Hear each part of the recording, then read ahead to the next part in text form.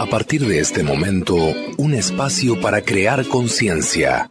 ¿Por qué lo hiciste? Un programa de la Fundación Códigos, conducido por el investigador Luis Cegueza, desde los estudios de la Fundación Códigos en Punta del Este, Uruguay, y emitido en Uruguay, Argentina, Bolivia, Brasil, Chile, Colombia, Ecuador, España, Estados Unidos, Holanda, Inglaterra, Israel, México, Perú, República Dominicana y portales online.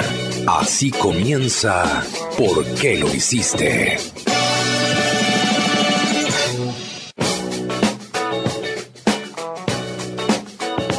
Amigas y amigos, bienvenidos nuevamente a ¿Por qué lo hiciste? Hoy transmitiendo desde los estudios de la Fundación Códigos en Punta del Este, República Oriental del Uruguay, desde el punto más alto de Punta del Este, para toda la cadena ECO, 225 emisoras en 16 países. Esto es ¿Por qué lo hiciste? Estás escuchando ¿Por qué lo hiciste? Preocupación en la Marina de Estados Unidos por la proliferación de hipoxias en casas F-18. Los casos de problemas de respiración que afectan a los tripulantes de los cazas F-18 con los que opera la Marina de Guerra de Estados Unidos se han multiplicado por 12 entre 2006 y 2014. Zoológico en China encierra en jaulas a los humanos y no a los animales. La lucha de tantos años de las sociedades protectoras de animales y de muchas personas que han dedicado su vida a proteger los animales de los malos tratos parece por fin dar resultados. Un hallazgo que podría explicar el misterio del Triángulo de las Bermudas. La clave estaría en cráteres submarinos. Lo postulan científicos de una universidad noruega. Y seguimos con Laura Rivero para el desarrollo de la primera noticia de hoy. Noticias. En ¿Por qué lo hiciste? Noticias. Preocupación en la Marina de Estados Unidos por la proliferación de hipoxias en cazas F-18. Los casos de problemas de respiración que afectan a los tripulantes de los cazas F-18 con los que opera la Marina de Guerra de Estados Unidos se han multiplicado por 12 entre 2006 y 2014. El fenómeno ha llevado a la institución a investigar las posibles causas de esta proliferación de hipoxias, falta de oxígeno en el organismo. La situación preocupa especialmente por el aplazamiento de la entrada en servicio de los aviones de combate F-35C, la versión del Joint Strike Fighter preparada para operar en portaaviones y con los que sustituirá a los Boeing F-18 en estos buques, informa Aviation Week and Space Technology, que ha recogido esta información. El registro de síntomas de hipoxia entre los pilotos de FA-18 y EA-18G ha pasado en el gráfico de una tasa de 5,84 casos por cada 100.000 horas de vuelo durante el año fiscal 2006, FI-06, a 70,98 incidentes, de los que se ha informado por cada 100.000 vuelos entre el 1 de noviembre de 2013 y el 31 de octubre de 2014. La situación supone una prioridad para la Armada y la Infantería de Marina, según explicó el pasado 4 de febrero el jefe del programa de aviones tácticos, el contraalmirante Michel Morán, durante una vista sobre operaciones navales de la Comisión de Servicios Armados. De acuerdo con la declaración ante el comité realizada por el director de la Aviación de Guerra de la Marina, el contraalmirante Manassir Michel, los pilotos se sienten mareados y confusos, un poco extraños en el avión. Durante estos episodios, si bien cuentan con aire de emergencia que pueden utilizar, añade. De acuerdo con Aviation Week, los investigadores han encontrado hasta el momento algunas causas posibles.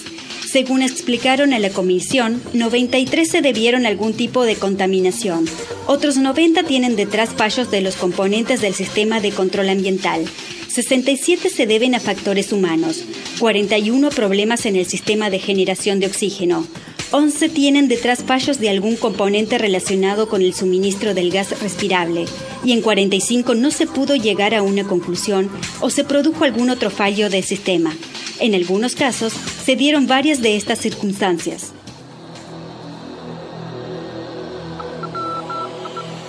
Amigas y amigos, desde el año 2008, la Fundación Códigos viene denunciando la caída de los niveles de oxígeno en el mundo. Si bien, desgraciadamente, no hay forma de probar esta situación, debido a que en nuestro nivel, a donde nosotros vivimos y los animales viven, siempre se ha mantenido en un 21% aproximadamente, que es lo normal. Nosotros insistimos es que donde está faltando es en la estratosfera, donde está justamente la principal reserva de oxígeno, que es nuestra capa de ozono. Cuando comenzamos a explicar estos problemas antes de la primera conferencia en enero del año 2008, a los científicos americanos que nos recibieron gentilmente la primera vez en Miami y luego vinieron hacia Uruguay, estuvieron en Punta del Este varias veces, explicábamos esta situación y la respuesta de los colegas era que los niveles desde hace 70 años, en aquel momento, en el 2008, se han venido midiendo y siempre oscilaron en el 21% aproximadamente, que es lo normal. Le explicábamos en ese momento a los científicos que nosotros sospechábamos que los niveles a nuestro nivel estaban bien porque estaban siendo repuestos justamente los porcentajes de oxígeno faltantes por la capa de ozono, que funciona automáticamente por un sistema de depresiones y de temperatura. La cuestión es que estos científicos estudiaron el tema y no negaron la posibilidad de que estuviera sucediendo algo así. Evidentemente, si esto era así, en algún momento iban a surgir las pruebas, iban a surgir casos extraños, puntuales, que estarían indicando la falta de oxígeno. Hemos denunciado aquí en este programa y en nuestras conferencias muchísimas veces la falta de oxígeno en las aguas, en los ríos, en los mares, en los arroyos, en los lagos, en las lagunas, en las represas. Fíjense en que en el océano, en los océanos, hay más de 400 desiertos de oxígeno actualmente, desiertos enormes, con miles de hectáreas muertas totalmente por falta de oxígeno. Y si usted, señora, o usted, señor, quiere googlear en internet, va a encontrar que en muchos lugares, todas las semanas, aparecen problemas por el estilo de peces muertos por falta de oxígeno. Puede hacerlo, haga la prueba y va a ver que todas las semanas, por lo menos en un lugar del planeta o más, aparece esta situación. También hemos hablado en nuestras conferencias que ha habido casos de aviones que han caído cuando los pilotos entran en hipoxia por falta de oxígeno. Inclusive el famoso caso de Malasia, del avión de Malasia Airlines, sabemos bien que la deducción a la cual llegaron fue justamente la falta de oxígeno también. También hubo un caso de un piloto particular que inclusive fue seguido por los aviones caza porque había salido del territorio de Estados Unidos y entrado en el territorio cubano, o sea, iba en dirección al territorio cubano y bueno, se encontraron justamente que el piloto iba inconsciente en el avión y obviamente cuando se quedó sin combustible cayó en el mar. Y ahora aparece esta noticia, fíjense en qué detalle importante, ¿no? Aviones caza. ¿Por qué es importante? Yo creo que acá de esta noticia podemos rescatar tres cosas importantes. Primero, entender que los aviones de guerra, como este tipo de aviones, los F-18, no vuelan a la misma altura que vuelan los aviones internacionales de pasajeros, sino que vuelan bastante más alto.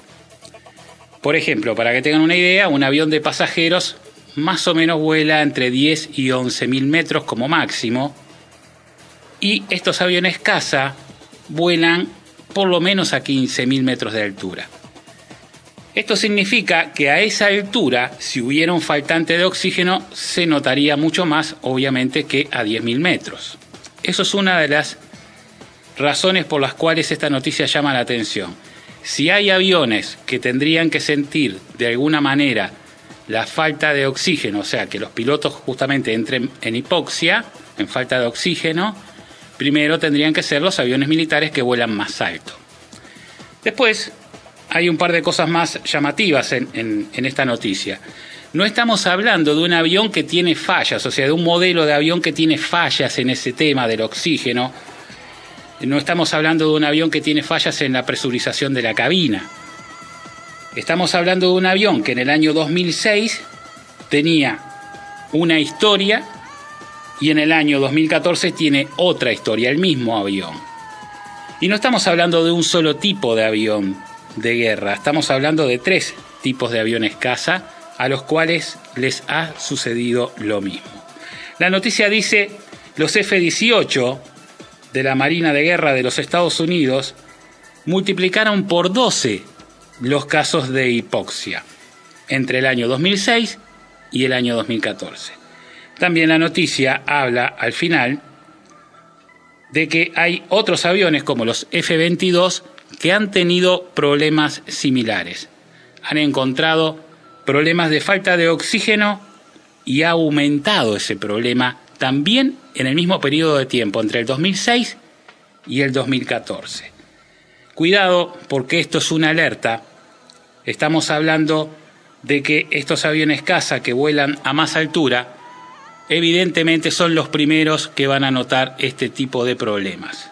Es un gran alerta, una gran alarma, porque aviones F-18 y F-22 están teniendo problemas de presurización, problemas de hipoxia en los pilotos. Generalmente las personas no saben que un avión a 10.000 metros de altura carece de oxígeno, porque a esa altura en la atmósfera no hay el oxígeno necesario para poder vivir. Por eso es que cuando hay algún problema en el avión, caen las mascarillas con oxígeno. Pero bien, ¿qué es lo que hace el avión para que la gente que va en ese avión no sienta la falta de oxígeno que hay a esa altura? Uno puede pensar, seguramente tiene algún sistema que va inyectando oxígeno a la cabina, pero no es así. El sistema lo que hace es inyectar más cantidad de aire. Quiere decir, imagínense en que el avión es un tubo, ese tubo está inflado por demás para que los niveles de oxígeno se equiparen hasta llegar casi al 21%, que es lo necesario para vivir. No es que el avión da oxígeno a la cabina, simplemente los mismos motores del avión inyectan aire a presión hacia adentro de la cabina y hacen que esa cabina se infle. Uno no lo nota, pero evidentemente la mayor cantidad de aire es lo que hace que tengamos más oxígeno de lo que hay afuera del avión. Ahora bien, los aviones no tienen cómo medir el oxígeno que hay fuera. Esto está calculado porque siempre hubo la misma cantidad de oxígeno a 10.000 metros de altura. Lo mismo pasa con los aviones caza, como el caso del F-18 o el F-22, que ya se sabe aproximadamente cuánta es la cantidad de oxígeno, el porcentaje de oxígeno que hay a esa altura. Entonces se le inyecta la cantidad de aire necesario para que se equipare. En algunos casos, como el caso de algunos bombarderos o algunos cazas, directamente van con máscaras de oxígeno los pilotos, que ese es otro caso, es diferente. Ahora, el problema que nosotros vemos y hemos denunciado es que estos aviones, como no tienen cómo medir la cantidad de oxígeno afuera del avión, si hubiera una baja en la cantidad del porcentaje de oxígeno en el aire afuera, el avión seguiría inyectando la misma cantidad de aire y obviamente empezaría a faltar el oxígeno dentro de la cabina. Habiendo la misma cantidad de aire inyectado, bajarían los niveles de oxígeno. Consultamos a 3 pilotos a raíz de este tema, porque nos parecía muy interesante saber cómo funciona y qué puede pasar en tal caso. Y los 3 pilotos, uno de la compañía TAM, otro de Aerolíneas Argentinas y otro piloto privado de Brasil, los 3 nos dijeron que lo mismo, ¿no? Que los aviones no tienen como saber que afuera hay menos oxígeno, entonces no hay ningún sistema de alarma que avise ni ningún sistema automático que inyecte más oxígeno a la cabina. Y en los 3 notamos cierta preocupación, porque evidentemente es algo que no se ha tenido en cuenta jamás, ni cuando se fabrica un avión, ni cuando se le enseña a volar a los pilotos. Lo que sí los pilotos saben muy bien, porque todos tienen que pasar por distintos exámenes y aprendizajes, es lo que significa una hipoxia. Es la pérdida de conocimiento total, sin ni siquiera entender lo que está pasando. Uno puede ir volando un avión, a bajar los niveles de oxígeno, uno deja de entender que está manejando un avión, deja de entender que es un ser humano, inclusive, y ni siquiera sabe cómo se llama, hasta que queda inconsciente. Por eso es muy peligroso, porque no nos da tiempo a reaccionar, ni nos damos cuenta como para reaccionar en un caso así. Hay que tener mucho cuidado, porque si los niveles de oxígeno siguen bajando, estos problemas irán aumentando y quizás cuesten más vidas. Estás escuchando ¿Por qué lo hiciste? Y vamos ahora al desarrollo de la segunda noticia de hoy con Laura Rivero. La lucha de tantos años de las sociedades protectoras de animales y de muchas personas que han dedicado su vida a proteger los animales de los malos tratos parece por fin dar resultados. Las jaulas estáticas son un trato que no deben incurrir en los animales y por lo tanto el trato que reciben estos seres deben ser puestos en consideración por las personas que asisten a los espectáculos ridículos donde los animales son obligados a abandonar sus conductas salvajes para divertir unos pocos insensatos.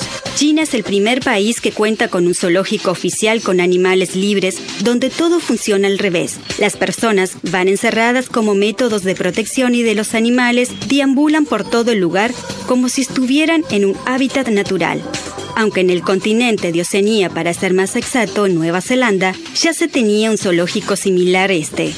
Solo en China lo hicieron más atractivo, incluyendo otras actividades en los planes de los turistas.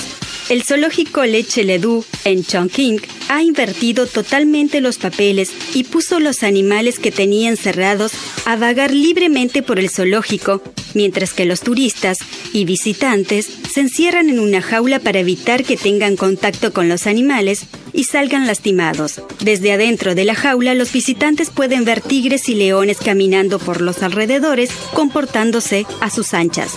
Para tener un contacto más cercano, los turistas pueden aventar por las ventanas de la jaula algunos pedazos de carne y en el caso de los osos pueden arrojar manzanas frescas para alimentarlos. La única sugerencia es que no saquen las manos por las rejas para evitar ser lastimados. Un mundo donde respetamos nuestros semejantes está cercano y libertad y pensamiento expone cualquier eventualidad que favorezca el desarrollo integral de una sociedad justa. Recuerdo que una de las enseñanzas que más me llegó de los mayas, esos antiguos sabios, es cómo medían el tiempo. Nosotros, en nuestra generación, nuestra civilización occidental, nos ha enseñado a medir el tiempo en línea recta. Sin embargo, ellos lo medían en círculos, porque ellos decían que todo vuelve y que todo es cíclico. Estamos viendo un cambio en la humanidad en todo sentido. Hoy por hoy la gente cuida más la limpieza en el planeta y este es un caso también porque en muchas partes del mundo mucha gente se ha levantado en protesta contra los animales encerrados en los zoológicos. Pienso que esto forma parte de esos ciclos que hablaban los mayas, de esa mejora en la forma de vivir de la humanidad, en la cual estamos procurando día a día mejorar, día a día contaminar menos, día a día también procuramos alimentarnos mejor y enfermarnos menos. Esta genial idea de encerrar a los seres humanos y dejar a los animales sueltos, creo que sería muy bueno que se propague en todo el planeta. Porque seguiríamos viendo los animales, porque también está bueno que los chicos puedan ver a los animales, pero no encerrados, sino así, sueltos en su hábitat y tener de alguna manera contacto con toda la creación. Pero yo creo que esta es la mejor forma justamente porque nosotros no dejamos de apreciar un espectáculo muy bueno de la naturaleza y a su vez no molestamos a estos animales ni los obligamos a vivir en cautiverio y a aceptar un montón de reglas para los cuales ni fueron creados ni están acostumbrados. Estoy viendo acá la foto, hay jaulas estáticas y hay jaulas que van en un camión. Los animales sueltos alrededor y la gente dentro mirando cómo ellos se pasean alrededor del camión. Realmente felicitamos la iniciativa de este zoológico Le Cheledu en Chongqing, que ha invertido, como dice la noticia, totalmente los papeles y ha logrado un excelente resultado para ambas partes. Y vamos ahora al desarrollo de la tercera noticia de hoy con Laura Rivero. Noticias. En ¿Por qué lo hiciste? Noticias. Un hallazgo que podría explicar el misterio del Triángulo de las Bermudas. La clave estaría en cráteres submarinos. Lo postulan científicos de una universidad noruega. Varios inmensos cráteres miden hasta 800 metros de ancho y 50 metros de profundidad, ubicados en el fondo del mar de Barents, frente a las costas de Noruega. Podrían ayudar a explicar el misterio de las desapariciones de barcos y aeronaves en el Triángulo de las Bermudas. Así lo informó el diario británico The Daily Mail. Esa zona, situado en el Océano Atlántico y formado por las Islas Bermudas, Puerto Rico y la ciudad de Miami, Florida, Estados Unidos, está cubierta desde hace años por un halo de misterio: las desapariciones de barcos y aviones. Ahora, un equipo de científicos de la Universidad del Ártico de Noruega opina que los cráteres del subsuelo del mar de Barents podría haberse formado por la acumulación y la explosión de gas metano, y estiman que las desapariciones del Triángulo de las Bermudas podrían explicarse por explosiones similares, aunque ofrecerán más detalles en abril, durante la próxima reunión anual de la Unión Europea de Geociencias, dice el diario español ABC. De acuerdo a un equipo de científicos de la Universidad del Ártico, los cráteres, explosiones de gas metano, podrían haber provocado el hundimiento de decenas de barcos. De corroborarse este descubrimiento, excluiría un sinnúmero de teorías, muchas de ellas fantásticas y conspirativas, que trataban de explicar los siniestros en el Triángulo de las Bermudas. Existen múltiples cráteres gigantes en el fondo marino de la zona occidental central del mar de Barents y son probablemente la causa de unas enormes explosiones de gas. Es probable que esta zona de cráteres sea de uno de los mayores puntos de fuga de metano marino en el Ártico, explicaron los científicos en un comunicado. Enigma científico con el final más decepcionante. En el informe del descubrimiento se detalla que los cráteres provocan efectos similares a los que aparecen en el Triángulo de las Bermudas. Entre estos, burbujas en el mar que dan un efecto parecido al agua hirviendo. En abril, habría más detalles sobre esta nueva hipótesis, sobre un misterio que alimenta desde hace años fantasías y temores. Señoras y señores, la noticia dice que científicos de una universidad de Noruega hacen este descubrimiento. Un descubrimiento que para nosotros no es nuevo. El descubrimiento de que el hidrato de metano puede estar ocasionando explosiones que pueden provocar, obviamente, todos estos fenómenos muy conocidos que han sucedido en el Triángulo de las Bermudas. Pero esta no es la primera vez que una universidad se atribuye este descubrimiento. También sucedió esto hace 3 años con científicos de Estados Unidos. En aquella oportunidad también hablaron del hidrato de metano y también hablaron de la posibilidad de que todos estos fenómenos del Triángulo de las Bermudas hubieran sido provocados por el fenómeno de este gas que escapa del fondo del mar. Eso fue dicho hace 3 años por científicos de Estados Unidos, pero hace 4 años, o sea, antes, nuestra Fundación Códigos no solamente lo presentó en un comunicado, sino que además quedó registrado en un programa de televisión, el cual ustedes mismos lo pueden ver.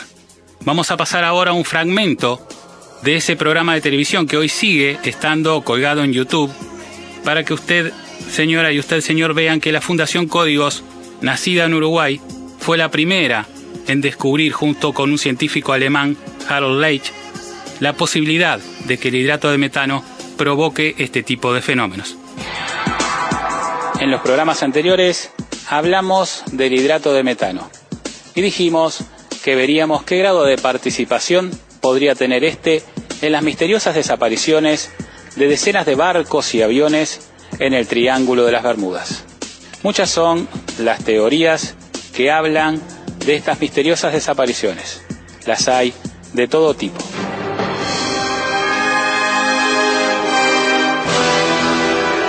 Lo cierto es que allí han desaparecido desde pequeños aviones a grandes aviones, desde pequeños barquitos veleros a grandes buques. Pero hay un caso que ha sido significativo y muy recordado en el tiempo. El caso del vuelo 19, en el cual desaparecieron 5 aviones, con 14 experimentados tripulantes de la Fuerza Aérea de Estados Unidos. En el programa de hoy analizaremos qué es lo que sucedió con este vuelo y qué grado de participación puede haber tenido el hidrato de metano en todo esto.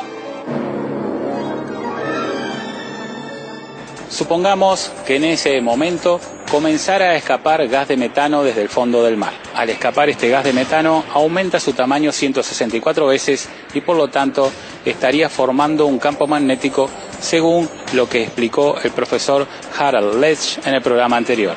Este campo magnético perfectamente puede alterar todos los instrumentos de medición, sobre todo las brújulas. Como ven, señoras y señores, este programa hecho hace 4 años hablaba de esto mismo, porque entendíamos que el hidrato de metano en esa zona es abundante y si hay escapes de metano, no debido a terremotos, sino debido a los grandes calores por el calentamiento global, este se expande, como explicábamos en el primer bloque, se expande y aumenta 164 veces su tamaño, lo que hace enormes burbujas de metano. Este programa que está en YouTube usted lo puede ver si quiere, lo puede escuchar.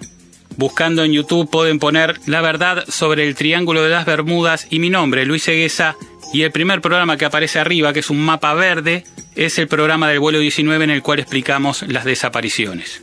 En aquel momento también explicábamos que cuando hay una enorme burbuja de metano en el mar, la ley de Arquímedes se pierde totalmente, los barcos pierden la flotación y caen al fondo como si no hubiera agua. Mucha gente también decía, pero ¿qué pasa con los aviones? Con los aviones pasa exactamente lo mismo, se pierde totalmente la sustentación de las alas debido a los escapes de metano y esto hace que los aviones pierdan altura y caigan al mar y en el mar tampoco floten obviamente porque están bajo el mismo efecto del metano y se precipiten hacia el fondo. A esto hay que sumarle lo que explicamos en el programa, que estos escapes de metano alteran las brújulas y todo lo que es magnético y por lo tanto los instrumentos del avión pueden estar mintiendo y de esta manera estos aviones se pueden perder. Lo interesante de esto es que la mayoría de los relatos que quedaron registrados antes de que sucedieran desapariciones hablan de que el mar se tornaba blanco en determinado momento. Inclusive en el vuelo 19 el capitán dice el mar no es el mar. Y esto es debido justamente a los escapes de metano. Sabemos que hay mucha gente que prefiere pensar que todas estas desapariciones del Triángulo de las Bermudas fueron por fenómenos que no tienen explicación científica, fenómenos que tienen que ver con otras dimensiones o con extraterrestres, pero la realidad es que es muy probable que los barcos y aviones que han desaparecido ahí hayan desaparecido por los escapes de gas de metano, lo cual, como decíamos al principio, fue descubierto por nuestra Fundación Códigos y por el profesor Harold Leach hace exactamente 4 años, lo cual quedó registrado en un programa de televisión que en su momento PTV Internacional, por donde salía nuestro programa, lo repitió para demostrar que la primera tesis fue dicha por nosotros y el descubrimiento fue hecho por nuestra Fundación Códigos. Y bien amigos, hemos llegado al final del programa de hoy. Quiero agradecer como siempre al doctor Damián Rosenberg, especializado en medicina nutrigenómica y reconocido por la Universidad de Granada. Consultorio del doctor Damián Rosenberg, medicina de calidad de vida. Agradecer a todos los ingenieros de sonido que trabajan para retransmitir ¿Por qué lo hiciste? En 223 emisoras en 16 países. Agradecer a los dueños de las mismas que nos permiten llegar a vos y por supuesto agradecerte a vos que siempre estás allí. Chau, chau. Hasta aquí te presentamos ¿Por qué lo hiciste? Desde los estudios de la Fundación Códigos de Punta del Este y para Uruguay, Argentina, Bolivia, Brasil, Chile, Colombia, Ecuador, España, Estados Unidos, Holanda, Inglaterra, Israel, México, Perú, República Dominicana y Portales Online. Será hasta la próxima semana. ¿Por qué lo hiciste? Un programa de la Fundación Códigos.